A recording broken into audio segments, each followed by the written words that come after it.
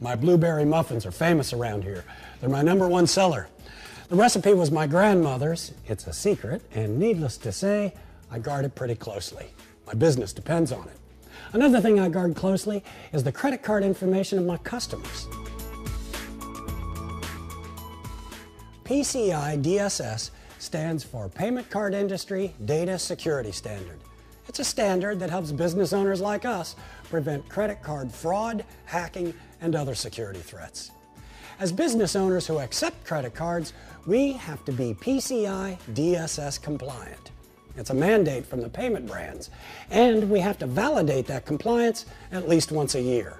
Businesses that don't and that maintain a relationship with one or more of these card brands risk losing their ability to process credit cards. And there could be substantial fines and an audit. Even for small to mid-sized businesses, fines can be pretty significant. Here's an example. A restaurant recently compromised information on 20,000 Visa cards. This led to $800,000 worth of fraud. So, Visa fined the restaurant the $800,000 to recover the losses. That's a lot of bread. The restaurant had to pay the investigation fees too, and those typically start at $10,000. So non-compliance can be pretty expensive, and it's more than fines and fees. Think about the loss of business reputation and revenue. A recent study showed that 70% of the cost of non-compliance was loss of revenue. That could mean the end of our business. So, how do we make sure we comply? It starts by engaging a qualified security vendor to determine risk and validate compliance.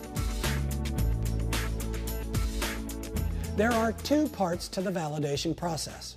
The first is the PCI Self-Assessment Compliance Questionnaire. It looks like this. And no matter how many Visa transactions they complete each year, all business owners need to complete this questionnaire. It includes questions about your policies, procedures, and physical security measures as they relate to the transmission of cardholder data. The second part of the process is the vulnerability scan. If you process more than 1 million Visa transactions per year, or if you process more than 20,000 eCommerce Visa transactions per year, you'll also need to complete a quarterly vulnerability scan. It checks your network to see if there are any weaknesses or gaps that could allow an unauthorized user to break into your network and steal cardholder data. Scans, by the way, must be performed every quarter by an approved scanning vendor.